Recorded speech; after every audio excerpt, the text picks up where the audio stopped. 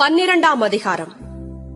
ஆகையால் மேகம் போன்ற இத்தனை திரளான சாட்சிகள் நம்மை சூழ்ந்து கொண்டிருக்க, பாரமான யாவற்றையும் நம்மை சுற்றி நெருங்கி நிற்கிற பாவத்தையும் தள்ளிவிட்டு, விசுவாசத்தை துவக்குகிறவரும் முடிக்கிறவருமாயிருக்கிற இயேசுவை நோக்கி நமக்கு நியமித்திருக்கிற ஓட்டத்தில் பொறுமையோடே ஓடக்கடவோம். அவர் தமக்கு முன் வைத்திருந்த சந்தோஷத்தின் பொருட்டு அவமானத்தை எண்ணாமல் சிலுவையை சகித்து தேவனுடைய சிங்காசனத்தின் வலது பாரிசத்தில் வீற்றிருக்கிறார். ஆகையால் நீங்கள் இளைப்புள்ளவர்களாய் உங்கள் ஆத்துமாக்களில் சோர்ந்து போகாதபடிக்கு, தமக்கு விரோதமாய் பாவிகளால் செய்யப்பட்ட இவ்விதமான விபரீதங்களை சகித்த அவரையே நினைத்துக் கொள்ளுங்கள். பாவத்திற்கு விரோதமாய் போராடுகிறதில் இரத்தஞ்சிந்தப்படத்தக்கதாக நீங்கள் இன்னும் எதிர்த்து நிற்கவில்லையே. அன்றியும் என் மகனே, கர்த்தருடைய சிட்சையை அற்பமாக எண்ணாதே. அவரால் கடிந்து கொள்ளப்படும் போது சோர்ந்து போகாதே. கர்த்தர் எவனிடத்தில் அன்பு கூறுகிறாரோ அவனை அவர் சிட்சித்து தாம் சேர்த்துக் கொள்ளுகிற எந்த மகனையும் தண்டிக்கிறார் என்று பிள்ளைகளுக்கு சொல்லுகிறது போல உங்களுக்கு சொல்லி இருக்கிற புத்திமதியை மறந்தீர்கள். நீங்கள் சிட்சையை சகிக்கிறவர்களாயிருந்தால் தேவன் உங்களை புத்திரராக எண்ணி நடத்துகிறார். தகப்பன் சிட்சியாத புத்திரன் உண்டோ? எல்லாருக்கும் கிடைக்கும் சிட்சை உங்களுக்கு கிடையாதிருந்தால் நீங்கள் புத்திரராயிராமல் பேசி பிள்ளைகளாயிருப்பீர்களே. அன்றியும் நம்முடைய சரீரத்தின் தகப்பன்மார்கள் நம்மை சிட்சிக்கும் போது அவர்களுக்கு நாம் அஞ்சி நடந்திருக்க, நாம் பிழைக்கத்தக்கதாக ஆவிகளின் பிதாவுக்கு வெகு அதிகமாய் அடங்கி நடக்க வேண்டும் அல்லவா? அவர்கள் தங்களுக்கு நலமென்று தோன்றினபடி கொஞ்ச காலம் சிட்சித்தார்கள். இவரோ தம்முடைய பரிசுத்தத்துக்கு நாம் பங்குள்ளவர்களாகும் பொருட்டு நம்முடைய பிரயோஜனத்துக்காகவே நம்மை சிட்சிக்கிறார். எந்த சிட்சையும் தற்காலத்தில் சந்தோஷமாய் காணாமல் துக்கமாய் காணும்.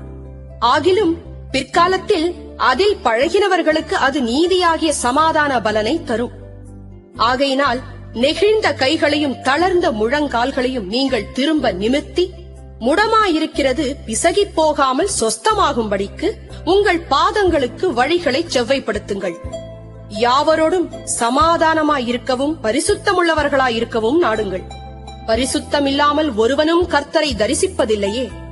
ஒருவனும் தேவனுடைய கிருபையை இழந்து போகாதபடிக்கும், யாதொரு கசப்பான வேர் முளைத்தெழும்பி கலக்கம் உண்டாக்குகிறதினால் அநேகர் தீட்டுப்படாதபடிக்கும், ஒருவனும் வேசிக்கள்ளனாகவும் ஒருவேளை போஜனத்துக்காக தன் சேஷ்ட புத்திர பாகத்தை விற்று போட்ட ஏசாவைப் போல சீர்கெட்டவனாகவும் இராதபடிக்கும் எச்சரிக்கையாயிருங்கள். ஏனென்றால் பிற்பாடு அவன் ஆசீர்வாதத்தை சுதந்தரித்துக் கொள்ள விரும்பியும் ஆகாதவன் என்று தள்ளப்பட்டதை அறிவீர்கள். அவன் கண்ணீர் விட்டு கவலையோடே தேடியும் மனம் மாறுதலை காணாமற் போனான். அன்றியும் தொடக்கூடியதும் அக்கினி பற்றி எரிகிறதுமான மலை நிலத்திற்கும், மந்தாரம், இருள், பெருங்காற்று ஆகிய இவைகளினிடத்திற்கும், எக்கால முழக்கத்தினிடத்திற்கும், வார்த்தைகளுடைய சத்தத்தினிடத்திற்கும் நீங்கள் வந்து சேரவில்லை. அந்த சத்தத்தை கேட்டவர்கள் பின்னும் தங்களுக்கு வார்த்தை சொல்லப்படாதபடிக்கு வேண்டிக் கொண்டார்கள்.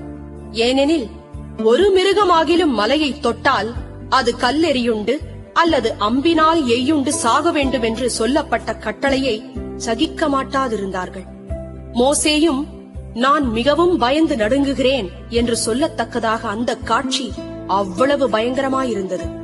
நீங்களோ சீயோன் மலையினிடத்திற்கும், ஜீவனுள்ள தேவனுடைய நகரமாகிய பரம எருசலேமினிடத்திற்கும், 1000-10,000 தேவ தூதர்களினிடத்திற்கும், பரலோகத்தில் பேரெழுதியிருக்கிற முதற் பேரானவர்களின் சர்வ சங்கமாகிய சபையினிடத்திற்கும், யாவருக்கும் நியாயாதிபதியாகிய தேவனிடத்திற்கும், பூரணராக்கப்பட்ட நீதிமான்களுடைய ஆவிகளினிடத்திற்கும், புது உடன்படிக்கையின் மத்தியஸ்தராகிய இயேசுவினிடத்திற்கும், ஆபேலினுடைய ரத்தம் பேசினதை பார்க்கிலும் நன்மையானவைகளை பேசுகிற ரத்தமாகிய தெளிக்கப்படும் ரத்தத்தினிடத்திற்கும் வந்து சேர்ந்தீர்கள்.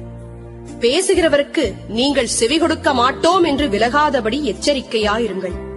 ஏனெனில் பூமியிலே பேசினவருக்கு செவி கொடுக்க மாட்டோம் என்று விலகினவர்கள் தப்பி போகாமல் இருக்க, பரலோகத்தில் இருந்து பேசுகிறவரை நாம் விட்டு விலகினால் எப்படி தப்பிப் போவோம்?